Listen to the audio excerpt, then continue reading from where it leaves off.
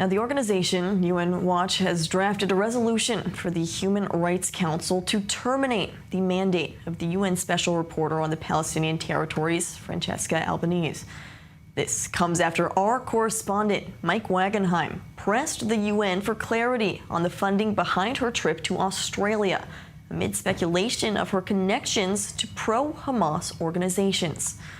Well, for more on this decision, I'm joined by the Executive Director of United Nations Watch, Hillel Neuer, joining me now from Jerusalem. Hillel, thanks so much for being with us. First, will you just break down this decision to file this decision?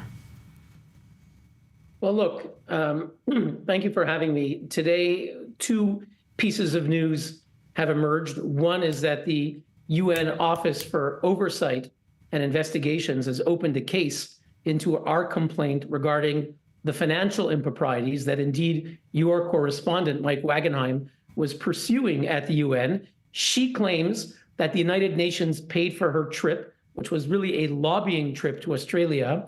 She claims that the UN paid for it, but the pro-Hamas lobbying groups in Australia initially said they sponsored it. She said the UN did, but when your correspondent asked several UN agencies, not a single UN agency is willing to confirm that the UN paid for it. So now there's an investigation into our allegations of serious financial improprieties by Francesca Albanese. That's the first piece of news. The second one is that we filed, as you mentioned, a resolution submitted to the United Nations seeking the removal of Francesca Albanese and the termination of her extremely biased mandate. So it seems like one part of your goal has already been accomplished looking into this in the first place, but what really as a whole are you hoping to accomplish by submitting this resolution? Is it also to spark some wider change in the United Nations?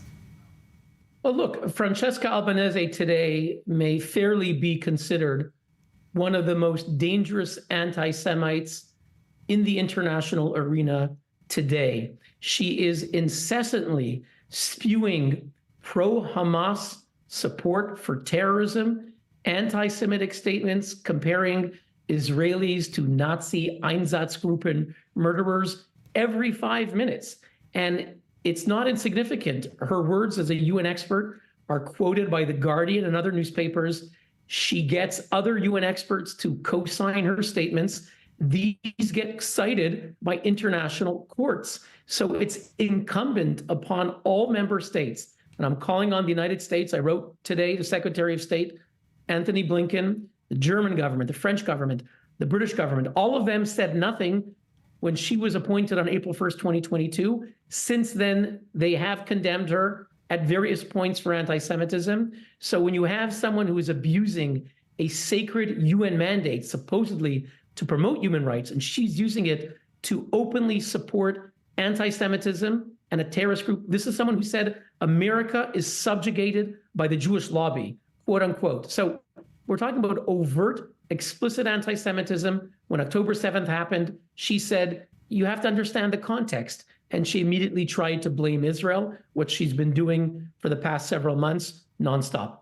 If she is terminated and you do accomplish with this resolution you've submitted, is there anyone that UN Watch has in mind that would be better suited for the role that she's been taking over?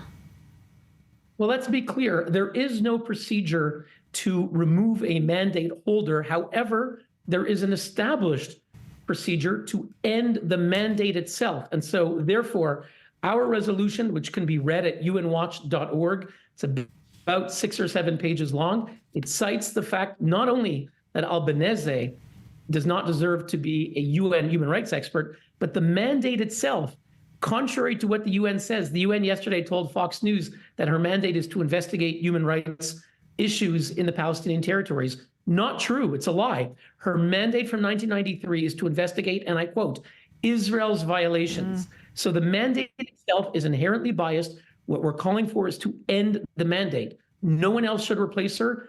She's gone, and the mandate to target Israel, where the verdict is determined in advance, that should be gone too. That's what we're calling for.